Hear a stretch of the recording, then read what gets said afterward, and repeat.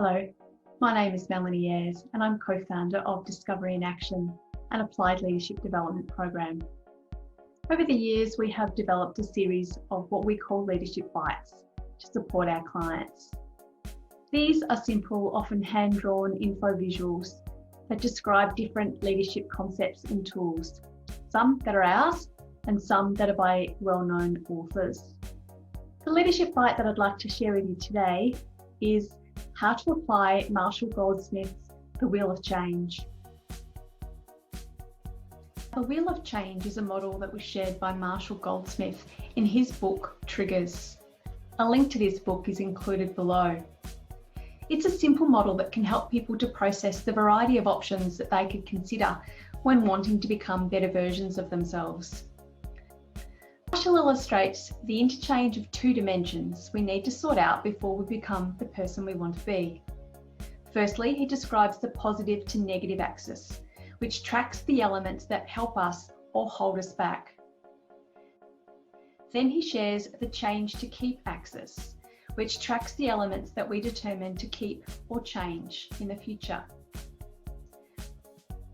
When represented in a visual, it shows that we have four options: to change or keep the positive elements, or to change or keep the negative ones. Marshall calls these four options creating, preserving, eliminating, or accepting. Creating represents the positive elements that we want to create in our future. These are the things to add or invent. Preserving represents the positive elements that we want to keep in our future, things to maintain or to improve. Eliminating represents the negative elements that we want to eliminate in our future, things to reduce or things to eradicate. And accepting represents the negative elements that we need to accept in our future, things to try to delay or to keep peace with. So why is this concept useful? As we've learned in our work with leaders, meaningful behaviour change is hard to do. This is because it can be hard, firstly, to admit the change is even needed. And then even when we know that change is needed, it's easier to keep going with what is familiar than to step onto a path that might be a bit more uncomfortable. And even if we accept that change is needed and we're prepared to go the distance, one of the hardest parts is to make it happen. We often don't know how to execute a change. So this model can help people to process the different options that are available. How and when could you apply it? Well, here are some ideas. You could get out the model each time you're on the receiving end of feedback, after a one-on-one with a team member, or maybe even a more formal mechanism for feedback like a 360 degree.